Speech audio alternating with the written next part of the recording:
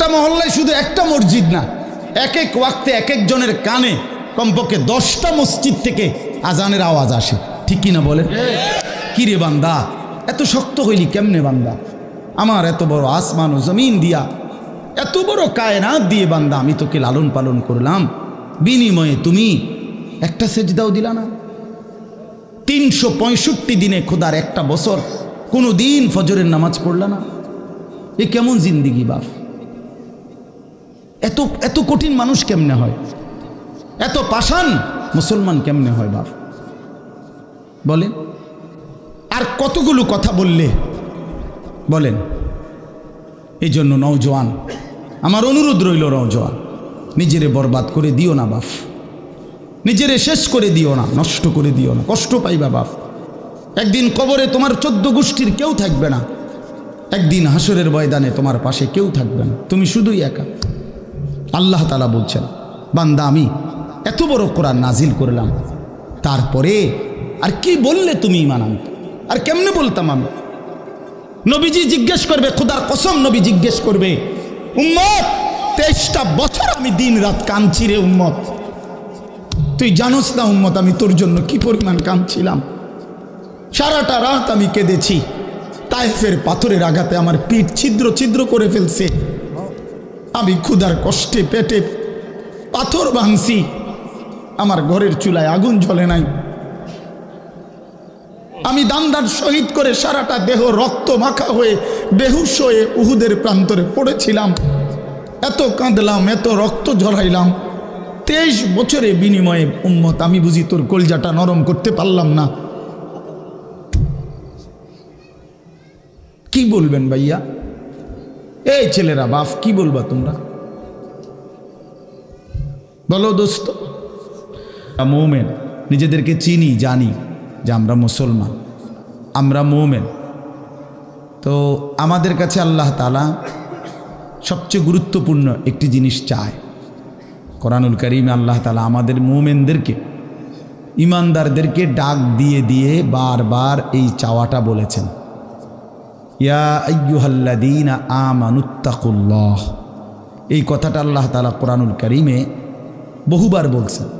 হে ইমানদারগণ, হে মুমিনগণ, তোমরা যারা বুঝো যে তোমরা মুসলমান, তোমরা মুমিন, তোমরা ইমানদার, তো আমি আল্লাহ তোমাদেরকে বলছি ইত্তাকুল্লাহ, তোমরা তাকওয়া অবলম্বন করো, তাকওয়া অবলম্বন করো, আল্লাহকে ভয় করো, তাকওয়া গ্রহণ করো। এই কথা, এটাই তাকওয়া। প্রত্যেকটা ইমানদার, প্রত্যেকটা মুসলমান, ছোট বড় জওয়ান বুড়ো, আমাদের সমস্ত ব্যক্তিকে আল্লাহ তাআলা বলেছেন বারবার ইত্তাকুল্লাহ, আল্লাহকে ভয় করো, মানে তাকওয়া অবলম্বন করো। ছেলেরা তোমরা ভাই এই হাতে ধরা যেই মোবাইলগুলো এটা নামায় ফেলো। আরে ভাইয়া আমাদের চেহারার দিকে তাকাই আসুন, শুধু শুধু এই মোবাইলটা নিয়ে ব্যস্ত হওয়ার কিচ্ছু নাই বাপ। এতে এমনিতেই মোবাইলে অনেক বয়ান আছে অনর্থক, এটার দিকেই যদি পুরা তাকায়া থাকো তো তাইলে আলেমের দিকে তাকাইবা কেমন? এই জন্য দোস্ত এটা জরুরি বিষয়, এটা এতটুকু বোঝা উচিত, সবসময় মনে রাখা দরকার। সারাক্ষণ মোবাইল এটা নিয়ে ব্যস্ত থাকা, এটা আসলে একটা অসভ্যতা ছাড়া আর কিচ্ছু। এটা এত পাগল মানুষ হয় না আসলে। সামান্যতম বিবেক কাজ করা উচিত, বুদ্ধি বিবেচনা, নিজের আকল দেমাগ কাজ করা উচিত যে ভাই আমি কতক্ষণ। এক মানুষ বুঝি সারাদিন এটা নিয়ে থাকে, তাহলে আমাদেরকে আল্লাহ তাআলা কেন বানাইলেন? এই পৃথিবীতে আমরা আসলাম কেন? আমার জীবনের উদ্দেশ্যটা কি? ন্যূনতম আকল তো থাকা উচিত যে আমি আসলাম কেন, কে পাঠাইলেন আমারে, কেন পাঠাইলেন, কার কাছ থেকে আমি আসলাম, আমি যাব কোথায়। প্রতিনিয়ত মানুষগুলো যে মারা যায়, ওরা যাচ্ছে কোথায়, কি হবে তাদের?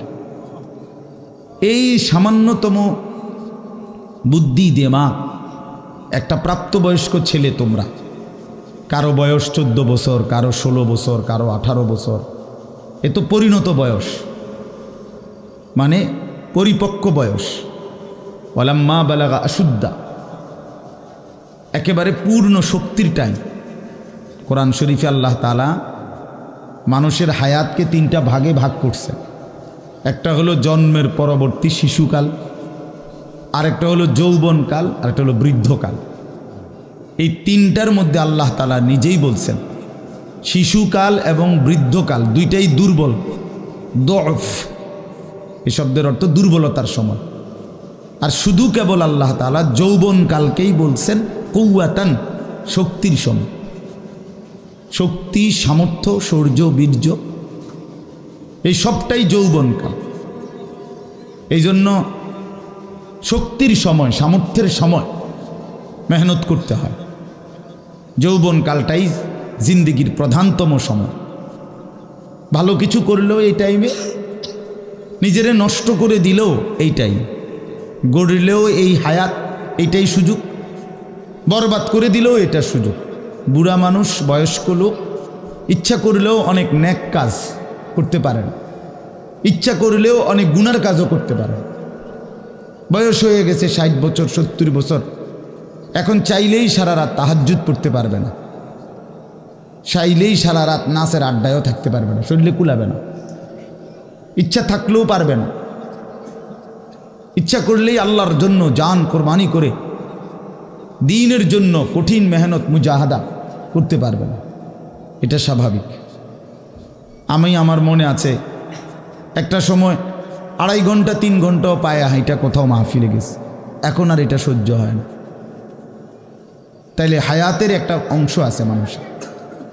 এই জন্য প্রিয় ভাই, সবাইকে বললাম, তুমি যদি কমপক্ষে নিজের হায়াতের কদর না করো, নিজেকেও যদি কমপক্ষে না বুঝলা, তো কি বুঝলা জীবন? এই সমাজ, এই দেশ, এই জাতি, নিজের এলাকা, পাড়া, মহল্লা, কারো কোনো উপকার করলা না। কমপক্ষে নিজের উপকার তো করো। নিজের ভালো, নিজের কল্যাণ, নিজের জন্য তো কমপক্ষে, যে আমি যে একটা মানুষ, আমি যে সারাদিন 1 ওয়াক্ত নামাজ পড়ি না, সারাদিন মোবাইলের মধ্যে নাচ, গান, ছবি, নর্তকীর সিনেমা, নাটক, অশ্লীল দৃশ্য, উলঙ্গ ছবি, সারাদিন সমবয়সী বন্ধুদের সাথে আড্ডা দিলাম, দুষ্টামি করলাম, ফালতু কথাবার্তা করে কাটাইলাম। আচ্ছা, এটা রাত শেষে ঘুমের টাইমে হলো তো মানুষের বিবেকে একটু হলেও নাড়া দেওয়া উচিত, জানি বাস্তবিক অর্থে সারাদিন কি করলাম। এতটুকু দেমাগ যদি, এতটুকু আকল যদি কারো না থাকে, তো এটা সুস্থ মানুষ কিভাবে? এ তো স্বাভাবিক মানুষ না ভাই, এ তো প্রতিবন্ধী, এ তো পাগল, মাতাল, অসুস্থ মানুষ। এই জন্য দোস্ত আমার, বন্ধু আমার, এদ্দুর কমপক্ষে অনুরোধ করলাম, প্রত্যেকটা অনেক ছেলে মাশাআল্লাহ, অনেক নওজোয়ান তোমরা, আমার অনুরোধ রইল, এতটুকু দিল দিয়া ভাইব, নিজেরে নিয়ে শুধু ভাইব, আর কিছু না করো, নিজেরে ভাইব। রাসূলুল্লাহ সাল্লাল্লাহু আলাইহি সাল্লাম বলছেন, এক সাহাবী একদিন নবীজিকে জিজ্ঞেস করছে, হুযাইফা, ইয়া রাসূলুল্লাহ, আমি যদি দ্বীনের উপরে চলতে গিয়ে কখনো এমন হয় যে আমার সাথে কেউ নাই, সবাই আল্লাহর নাফরমানিতে লিপ্ত, আমি শুধু একা, তখন আমি কি করব? আল্লাহর নবী সাল্লাল্লাহু আলাইহি সাল্লাম বললেন, ওয়ালাউ আন তাআদ্দা বিআসলি শাজারাতিন, প্রয়োজনে তুমি একটা গাছের গোড়ালি, শিকড় কামড়াইয়া ধইরা পড়ে থাকবে একা, তারপরও দিন ছাইরো না, আল্লাহকে ছাইরো না, ইবাদতকে ছেড়ে দিও না। সবাই বলতে যাক, সবাই নষ্ট হয়ে যাক, সবাই চরিত্রহীন হয়ে যাক, তারপরও কমপক্ষে নিজের হেফাজত করো। রাসূলুল্লাহ সাল্লাল্লাহু আলাইহি ওয়াসাল্লাম বলছেন, মানুষের মধ্যে অন্যায়, নাফরমানি, মানুষের মনের চাহিদা, খেয়াল খুশি, খামখেয়ালি, এগুলো যখন বেড়ে যাবে, আল্লাহর নবী সাল্লাল্লাহু আলাইহি সাল্লাম বলছেন, ফাআলাইকা বিখাসাতি নাফসি, শুধু তখন নিজেরে আঁকড়ায় ধরো, ওয়া দাইল আওয়াম, যাও, না পারলে মানুষের ছেড়ে দাও, যে আমি আর পারলাম না, কিন্তু কমপক্ষে নিজেরে নষ্ট করো না, নিজেরে বরবাদ করো, নিজের নামাজটুকু পড়ো, নিজের চরিত্রটা ভালো রাখো। এটা কি জীবন যে আমি বানের পানির মতো, স্রোতের মতো ভাইসা গেলাম? ভাই, আমি এটা অনুরোধ করলাম, আমি আরো পরে বললাম হইলে এখনই বলে ফেললাম, বাস্তবিক যে আমরা যেন প্রত্যেকেই, বয়স্ক মানুষ যারা আছেন, চাচারা, বাবারা, আপনারাও ভাইবেন। শেষ পর্যন্ত হায়াতের শেষ সময় ইনসাফের সাথে চাচা জিন্দিগির হিসাব মিলায়েন। আসলে ওয়ালতানজুর নাফসুম মা কদ্দামাত লিগাদ, আল্লাহ তাআলা বলছে, বান্দা তোমাকে বলছি, বান্দা প্রতিদিন হিসাব কইরো, লক্ষ্য করো আজকে তুমি আগামীকাল আখেরাতের জন্য কি পাঠিয়েছ। ধরে নাও আজ তোমার মৃত্যু, তো এরপরে পৃথিবী থাকলে থাকতো আর কি, আমি তো আর নাই।